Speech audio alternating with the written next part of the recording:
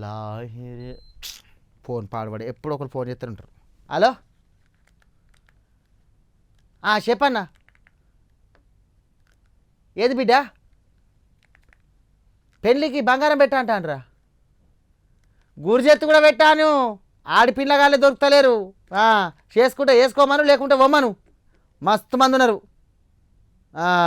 Line కడతారు. నీ బిడ్డకేంది అచ్చం లచ్చిదే లెక్కుంటుంది. 10 తులాల బంగారం యాడికే చిత్తారు, యాడికని పెడతారు. నేను వేరే పిల్లని చూస్తా, పీకట్టు. వాళ్ళు ఫోన్ చేసినప్పుడు నువ్వు ఫోన్ ఎత్తకు, ఆడు పెట్టు, ఏం కాదు. కథలమ్మా వాడ మరి ఏందోలా. లేకపోతే మోదీ సారు బంగారం కొనకంటాడు, వీళ్ళేమో 10 తులాల పెట్టు అని అంటాండ్రు. ఆ బంగారం ఏమో లచ్చది పోతుంది. చూడరు ఒకసారి ముచ్చటేందో. गोल्ड यानी सोने की खरीद एक और पहलू है जिसमें विदेशी मुद्रा बहुत अधिक खर्च होती है।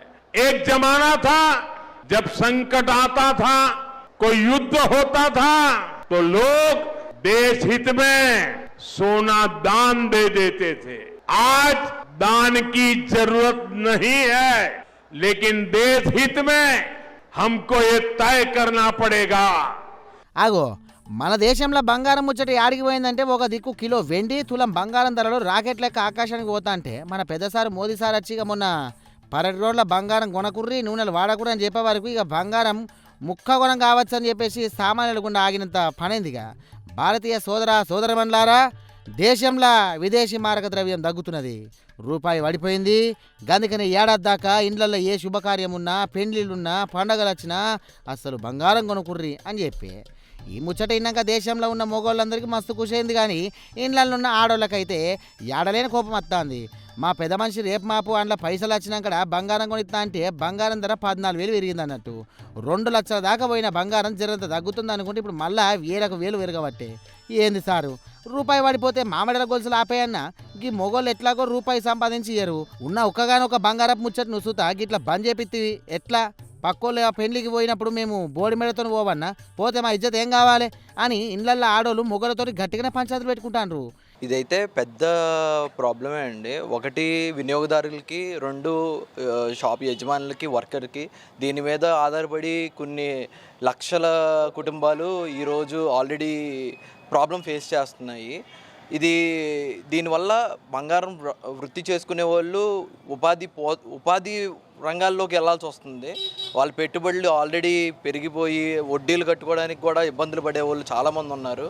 రేట్లు కూడా అస్తవ్యస్తంగా ఉండడం వల్ల, అది ఒకటి మన ట్రంప్ అనడమో లేదంటే మోడీ అనడమో, ఇవన్నీ వారి దృష్ట్యా అందరం ఇబ్బంది పడుతున్నాము.